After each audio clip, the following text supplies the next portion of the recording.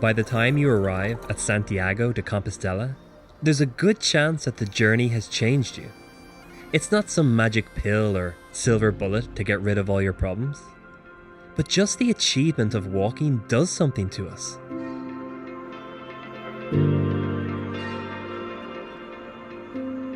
Externally, you're tired.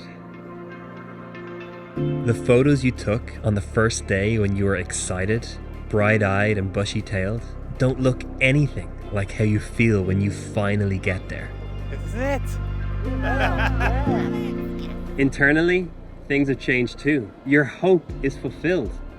The excitement you had at the beginning, mixed in with all those fears, doubts, trepidations, are replaced with this new sensation. There's a pride in finishing the journey, like a real confidence in completing a real challenge. Most pilgrims would describe it as a contentment or a peace. Yes. This peace that we can experience is not just because the task is done, but because eternally, as we walk, as we talk to others, and as we navigate the emotions of tough days, we have a sense of having got to know who we are, of being able to listen to our own heart, of having a bit more clarity about what we're going to do and who we're going to be when we return to normal life. On the journey, many acquire a concha, a scallop shell which is a famous symbol of the Camino. Historically, the shell served a practical purpose for the pilgrim, as a plate for food and a cup for water, an instrument that met their needs along the way.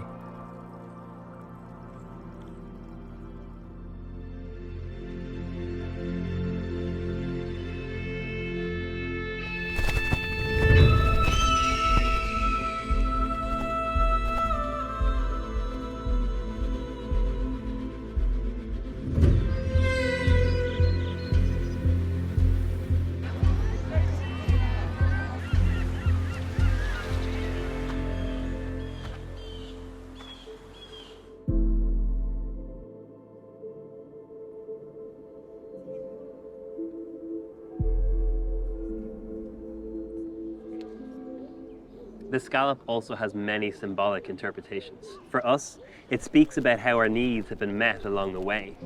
And then we take it home as a souvenir, maybe we hang it up, and it acts as a reminder that we are not the same person that we were when we left our front door. And this is the story of St. James. When he left his front door, he didn't fully understand the extent of the journey, and yet he was fully changed by it.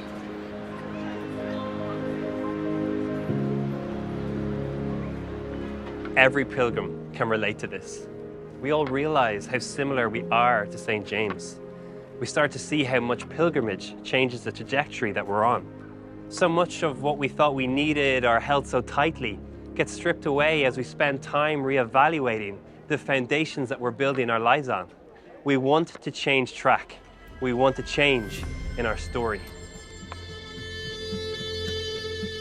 It was brutal for James when it became so apparent that his story wasn't lining up with the greater narrative of what Jesus came to earth to fulfill. What a shock it must have been for James and the disciples as Jesus was taken by the authorities and arrested. In a feeble attempt to salvage their hopes, the disciple Peter drew his sword to stop them, but Jesus wouldn't allow it. In fact, from this moment, most of the disciples were crippled with fear and went into hiding as Jesus was sentenced to death. He was beaten, flogged and spat on. A crown of thorns was forced on his head as they mockingly called him king. What a plot twist. As Jesus breathed his last, nailed to a cross, James and his friends were bewildered. Their misplaced hopes had been shattered. But then something completely unexpected happened. 3 days later, Jesus rose from the dead, and James's hope began to take new shape. He now realized that the person he had followed, the one he had journeyed with, had come not to give him victory over his enemies, but a victory over the brokenness in his life, the battle for his soul. It's not that Jesus didn't care about this oppressed group of people. Jesus hates oppression and he hates war. But he made a way for love to turn the tide by his blood being shed rather than the bloodshed of war. James's brother John, who became one of the Bible writers, describes it like this. He says that there is no greater expression of love than laying down your life for your friends.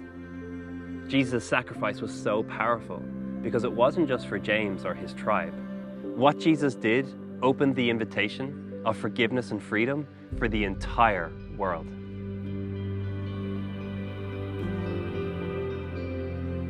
The resurrection changed everything for James and his friends.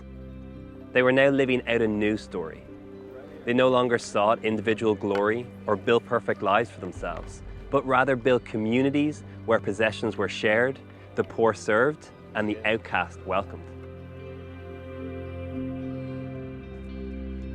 Fear no longer defined them. Once seen as cowards when Jesus was being crucified, James and his friends now go far beyond what is familiar to them to boldly share the message of Jesus to the very ends of the earth.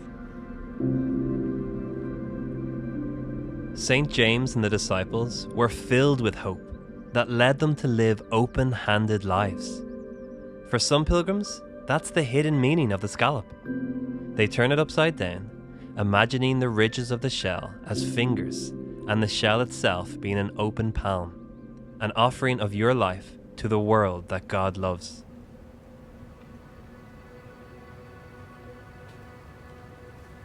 This is what St. James did until his life was unjustly cut short.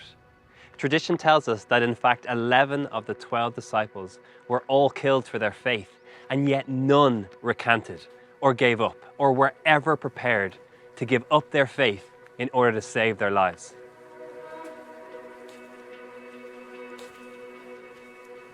Not one of them ever wielded a sword again, yet each of them were prepared to cut their lives short so that we could hear about the one who changes lives.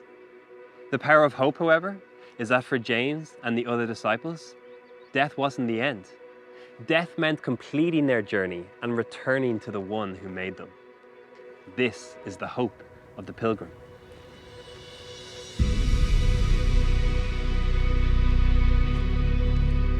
Following in the footsteps of St. James leads to a new story, one where we travel light, find peace in pain, show our true selves and live with open hands. A story where we find forgiveness and a life with Jesus that starts now and goes on forever. A life not just of everlasting length, but of everlasting depth, love, and hope.